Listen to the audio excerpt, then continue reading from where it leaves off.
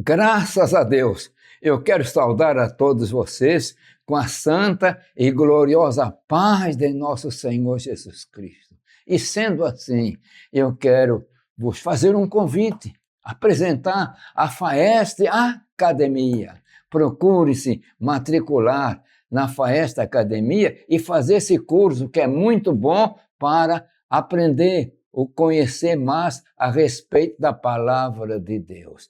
E a palavra que eu tenho para hoje encontra-se na Epístola de Paulo aos Colossenses, capítulo 2 e versículo 2. Mas eu estou aproveitando e pedir para você se inscrever no canal. Deixe o seu like. E, se for possível, fale, comunique com os outros irmãos ou amigos a respeito deste canal de pregação, porque nós estamos pregando é para isso, para levar a palavra, para que almas recebam a mensagem e possam crer. Então vamos à leitura. Para que os seus corações sejam consolados e estejam unidos em amor, enriquecidos da plenitude da inteligência para conhecimento do mistério de Deus, Cristo. Meus irmãos, Paulo estava na prisão. Lá pelos anos 60, estava na prisão em Roma. E ele não tinha começado essa igreja em Colossenses, em Colossos, não. Mas ele estava tendo notícias que o evangelho tinha entrado e estava progredindo. E agora ele está escrevendo essas palavras. E o Espírito Santo envolveu a sua mente para dar as palavras necessárias e dentro do assunto necessário. Então ele pede para que os corações deles sejam consolados, estejam unidos em amor, enriquecidos da plenitude da inteligência. Eu quero focalizar esse enriquecimento da plenitude da inteligência. Então, plenitude quer dizer uma totalidade. Paulo, ele desejava, ele queria que os irmãos que estavam em Colosso tivessem uma plenitude da inteligência, do conhecimento. Ele não estava falando a respeito da filosofia, dos grandes filósofos gregos, como Platão e outros. Não, ele estava querendo que eles tivessem plenitude do conhecimento da inteligência, do conhecimento de Deus. E dentro disso ele focalizou um assunto muito importante, que eu quero focalizar um pouquinho. E ele diz, para conhecimento do mistério de Deus. Então a Paulo tinha conhecimento e saber a respeito do mistério de Deus. E aqui agora, desse mistério, ele não está dizendo que é a igreja. Ele não está dizendo que esse mistério é que os gentios seriam co-herdeiro com o judeu, não. Ele está falando de um mistério superior de tudo, que é Cristo, meus irmãos. Quanta celeuma, quanta falta de compreensão por causa desse mistério. Mistério é uma coisa oculta.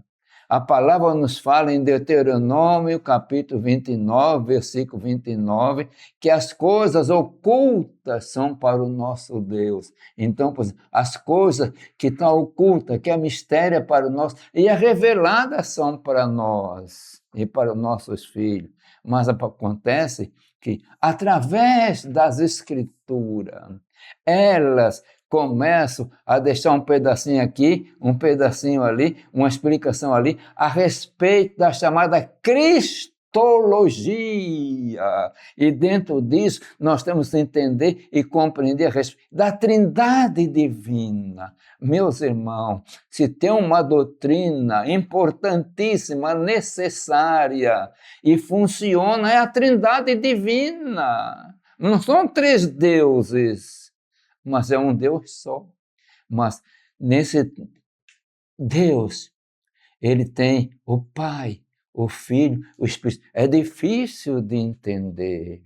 E cada um deles tem a sua função, mas não tem atrito, não tem conflito. São da mesma substância. Você que está me vendo agora, então, segundo nós cremos pela palavra, o homem é trino também. Então, eu tenho corpo, eu tenho alma, eu tenho espírito. Meu corpo age de uma maneira, minha alma age de outra maneira, meu espírito também. Mas não são três agissé, é um só. E assim, eu sou um homem, sou um só. Deus é um só. O Pai, que opera poderosamente e maravilhosamente.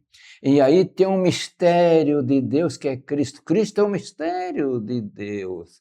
Se nós começarmos a olhar, ler, e quando nós começamos a entender um pouquinho da cristologia, nós vamos vendo a operação de Jesus no Velho Testamento. Ali está o anjo do Senhor, que aceitava adoração. Ali está o Senhor. Eu, quando leio Êxodo capítulo 6, versículo 2 ou 3, e eu vejo aquela passagem tão importante que o Senhor está com Moisés e diz assim: Moisés, eu me revelei a Abraão, me revelei a Isaac, me revelei a Jacó, mas pelo meu nome, o Senhor, que o Senhor ali seria traduzido como que Jeová, Adonai, não é isso? Então, o Senhor era a forma grega de falar Adonai, vem da palavra Curios, né? Então, e depois nós vamos ver, eu sou o Senhor? Sim. E aí você vai lá para Filipenses capítulo 12, parece que é o versículo 9 ou 10, e Paulo escrevendo, e toda língua confesse que Jesus Cristo é o Senhor, para a honra e glória de Deus Pai. Não é importantíssimo, não é uma manifestação poderosa e operação da Trindade. Ele, o Senhor, o mistério que ele, sendo Deus, antes da criação do mundo, é o que diz a palavra, está lá em Pedro. Ele foi conhecido, mas revelou-se no nosso tempo, nesse século que dizemos agora, não o século, para nós contar século XX, XXI, mas nessa geração assim, como Cristo, o Filho de Deus, o Salvador, lá na cruz do Calvário, verdadeiro Deus. É por isso que a palavra diz que Deus estava em Cristo, reconciliando consigo o mundo. Então, meus irmãos, que coisa poderosa é o conhecimento, a plena conhecimento da palavra, para nós entender o mistério de Deus, que é Cristo, que muito cristão não tem entendido assim, e mediante isso saem filosofias um pouco diferentes. Mas eu espero que você creia, aceite que Jesus é Deus, que a Trindade divina é divina, tem o Pai, tem o Filho, tem o Espírito Santo, e que o Senhor te abençoe, e que essas palavras te tragam alegria, te tragam entusiasmo para servir melhor o Senhor. Vamos orar. Pai de amor, Deus das misericórdias, Senhor, abençoa todos aqueles que estão me vendo e ouvindo, que possam ser enriquecidos da plenitude do conhecimento, para entender mais a respeito do mistério de Deus, o teu mistério que é Cristo. Em teu nome eu peço. Amém.